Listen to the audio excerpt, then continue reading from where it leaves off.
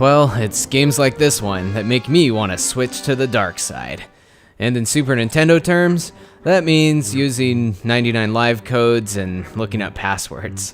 Unless you're a true Jedi Master, this game might make you whinier than Luke Skywalker on a bad day. You know, like one of those days when your hand gets cut off.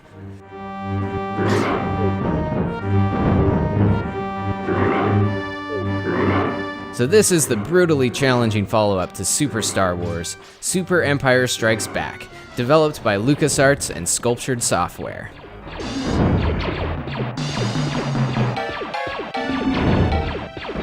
Okay, so maybe I sound like I'm complaining a lot right off the bat here, so let me switch gears for a sec. The Super Star Wars series are very well-produced action platformers, paying a fine homage to the films with some great presentation. This installment loosely follows the plot of Episode 5, one of the darker episodes of the series, and a favorite for many fans.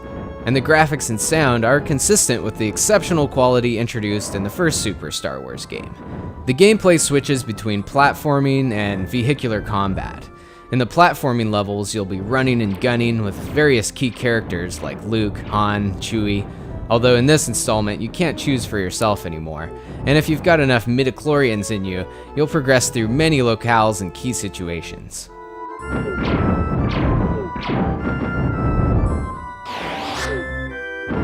Interspersed throughout are also some awesome moments of vehicular carnage drenched in Mode 7 goodness, as you're speeding around Hoth, blasting AT-ATs, or of course navigating the Millennium Falcon through swarms of asteroids and TIE fighters.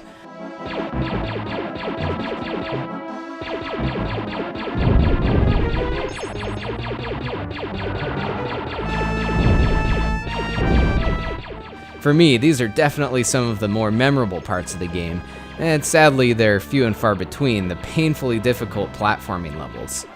It's these stages that will make you search for those passwords and secret codes that I mentioned earlier. Even when you play on easy mode, there's still plentiful amounts of cheap and seemingly unavoidable damage. And no matter what mode you play on, you'll still get pissed off from falling to your doom, even with the additional double jump ability that was introduced. Don't make me destroy you, Super Nintendo controller. Oh well, but as mad as I get at this game, it's still a pretty great old-school Star Wars title, and it's a huge step forward from the agonizing NES versions. And actually, it is pretty fun with the cheat codes and passwords. Or it could present a great challenge to you if you think you're Jedi enough to beat it for reals. Just don't blame me if you end up wanting to cut off one of your own hands in frustration.